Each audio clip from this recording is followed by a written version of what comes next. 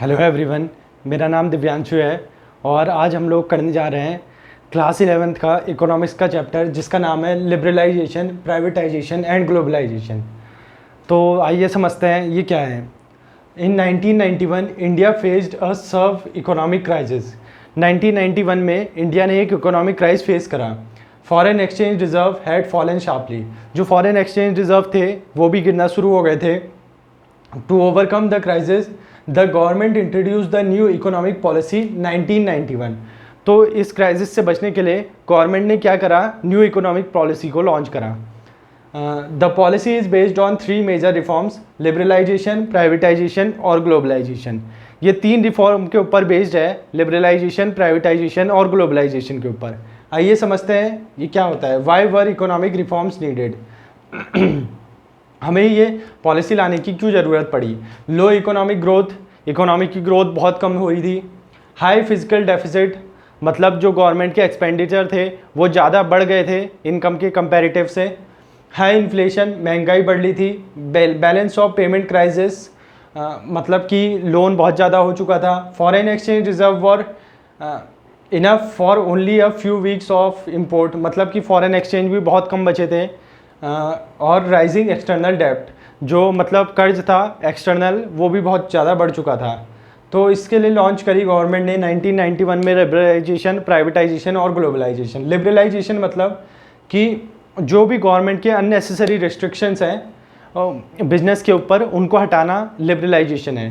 तो it means removing unnecessary government restriction and control on business. इसके measures क्या क्या थे। Ended the licence raj for more industries.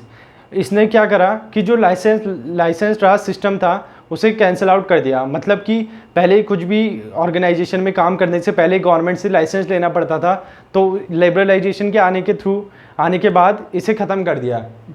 Reduce import duty, जो भी इंपोर्ट ड्यूटी थी वो कम कर दी। सिंप्लीफाइड बिजनेस रूल्स, मतलब कि बिजनेस रूल्स बहुत सिंपल कर दिए थे। Allowed easier access to foreign technology and investment, जो फॉरेन टेक्नोलॉजी थी उनके लिए ईजी कर दिया था कि वो कंट्री के अंदर एक्सेस कर सके और बिजनेस बना कर सके।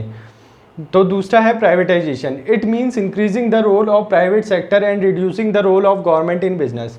तो प्राइवेटाइजेशन ने क्या करा, जो प्राइवेट सेक्टर इंडस्ट्री थी उनको रोल और इंक्रीज़ करा, और पब्लिक सेक्टर को, मतलब पब्लिक सेक्टर में भी अब प्राइवेट कंपनियां आने लग गई थी। इससे क्या हुआ कि एक तो मार्केट में मोनोपोली नहीं बनी और जो पब्लिक सेक्टर में करप्शन था वो भी कम हुआ। और इसके बाद था globalisation. It means integrating the Indian economy with the world economy through trade, investment and technology. Globalisation ने क्या करा कि इंडियन इकोनॉमी को पूरा खोल दिया, मतलब कि बाहर की कंट्री वाले भी अब इंडिया में आके ट्रेड कर सकते हैं। तो इससे क्या हुआ कि एक हेल्दी कंपटीशन बना और एक मार्केट में ग्रोथ मिली, इकोनॉमी में ग्रोथ मिली। इसके बाद है world trade organisation, established on 1 January 1995। World trade organisation कब एस्टेब्लिश हुआ, 1 जनवरी 1995। इसने पूरी कंट्री के ट्रेड को और इजी कर दिया था।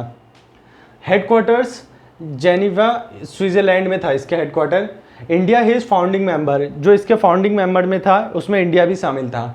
WTO ऑब्जेक्टिव क्या क्या थे वर्ल्ड ट्रेड ऑर्गेनाइजेशन के। Promote free and international trade, मतलब कि जो भी इधर से उधर कंट्री में ट्रेड होता है उसको बिल्कुल फ्री कर दिया गया था।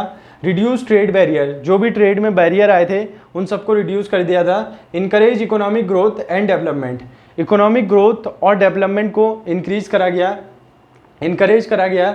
इससे इकोनॉमी में काफ़ी ज़्यादा हेल्प मिली इकोनॉमिक ग्रोथ में। अब देखते हैं कि LPG, लिबरलाइजेशन, प्राइवेटाइजेशन के इम्पैक्ट हमारी इकोनॉमी में क्या पड़े। तो कुछ पॉजिटिव इम्पैक्ट पड़े, कुछ नेगेटिव। पॉजिटिव देखते हैं। फास्टर इकोनॉमिक ग्रोथ, जो हमारी इकोनॉमी थी वो और तेज़ी से ग्रो होने लगी। इंक्रीज्ड फॉरेन इन्वेस्टमेंट, मतलब जो बाहर के बंदे थे वो भी यहाँ इन्वेस्टमेंट करने लग गए थे हमारी इकोनॉमी में। बेटर इंफ्रास्ट्रक्चर, इंफ्रास्ट्रक्चर बहुत लेवल तक का इम्प्रूव हो चुका था। More employment in many sector, काफ़ी ज़्यादा एम्प्लॉयमेंट देखने को मिले काफ़ी ज़्यादा सेक्टरों में, अलग अलग सेक्टरों में, पब्लिक हो या प्राइवेट हो। Better quality goods and services, क्योंकि मार्केट में काफ़ी नई नई फर्म आ चुकी थी तो सब लोग बेटर क्वालिटी और सर्विसेज प्रोवाइड कर रहे थे। Growth of IT and service sector, IT sector में बूम देखने को मिला और काफ़ी ज़्यादा ग्रोथ मिली सर्विस सेक्टर में भी। नेगेटिव इम्पैक्ट क्या रहे, इनकम इनइक्वालिटी इंक्रीज, मतलब कि इनकम इनइक्वालिटी ज़्यादा बढ़ गई थी एलपीजी आने के बाद। Agriculture did not benefit as much, क्योंकि इसमें उतना ज़्यादा एग्रीकल्चर का रोल था नहीं, तो एग्रीकल्चर को कुछ फ़ायदा नहीं मिला एलपीजी आने से। स्मॉल इंडस्ट्री फेस कंपटीशन, अब ग्लोबल इंडस्ट्री भी इंडिया में आके कॉम्पीट कर रही थी, तो जो स्मॉल इंडस्ट्री थी जिनके पास कम फंडिंग थी, जो स्मॉल लेवल में वर्क कर रही थी, उनके लिए काफ़ी दिक्कतों का सामना करना पड़ा। सम पब्लिक सेक्टर जॉब वर रिड्यूस्ड, कुछ जो पब्लिक सेक्टर थी आधी से ज़्यादा फर्म को प्राइवेटाइजेशन की तरफ कर दिया, तो इससे क्या हुआ कि पब्लिक सेक्टर में जॉब कम हो गई। रीजनल डिस्पैरिटीज़ इंक्रीज्ड, मतलब रीजनल डिस्पैरिटी भी इंक्रीज़ हुई थी। तो ये थी आज की वीडियो। आई होप आपको वीडियो अच्छी लगी हो। अगर वीडियो अच्छी लगी हो, वीडियो को लाइक कीजिएगा, चैनल को सब्सक्राइब कीजिएगा और इसे अपने दोस्तों के साथ शेयर कीजिएगा। Thank you so much for watching.